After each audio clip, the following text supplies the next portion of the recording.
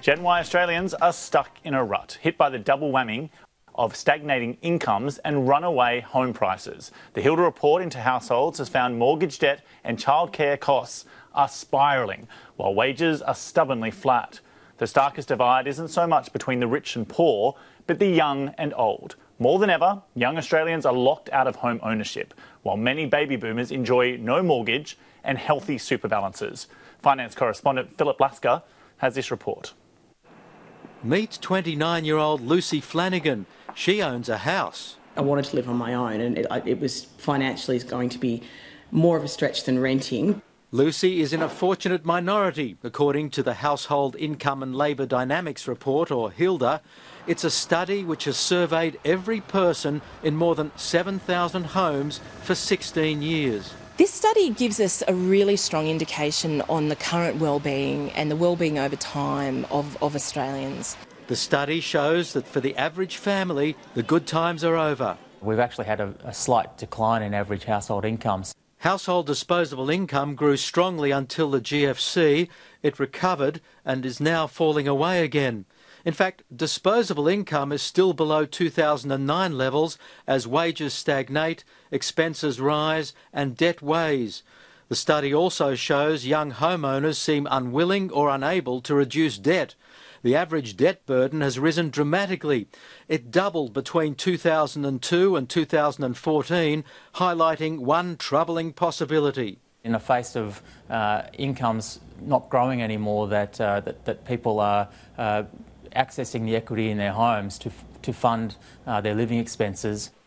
Tasmanian homeowner Lucy Flanagan has turned to leasing her home on Airbnb to ease the burden. It's by no means a way to make an income, but it's definitely a way to subsidise the mortgage. But young adults are living with their parents longer as more and more of them are locked out of the housing market.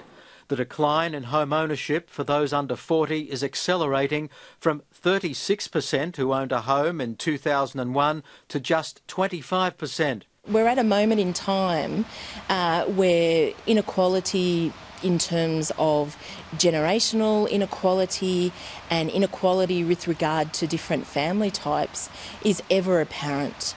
Those families with children have endured steep rises in childcare costs. The proportion of families using childcare hasn't changed much during the study, but costs have soared.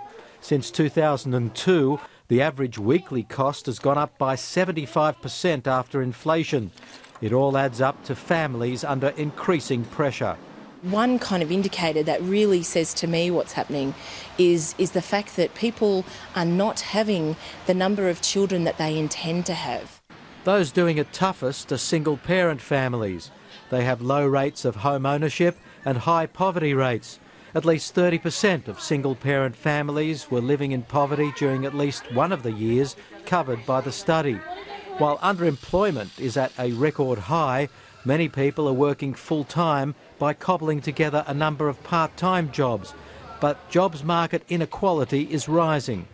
Earnings inequality has increased. The part-time share of employment's been growing.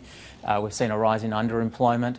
But since the GFC, that hasn't translated into increased inequality in incomes, and that's very much because we've done a very good job of keeping employment to population rates quite high. The real winners are retirees with a decent amount of super who've paid off the mortgage. They have true financial freedom. Older Australians are working longer, but for many it's a matter of choice rather than necessity.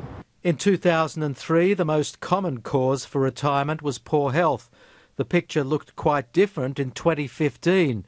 Less people retired due to poor health. Most people were able to retire voluntarily due to their financial circumstances. We're generally seeing an improvement in the living standards of older people approaching and retirement and in retirement. Partly that's through their substantial housing wealth, and we're also starting to see many retirees hitting retirement with substantial superannuation balances. At the other end of the age divide, a home mortgage has Lucy Flanagan's life a little less comfortable.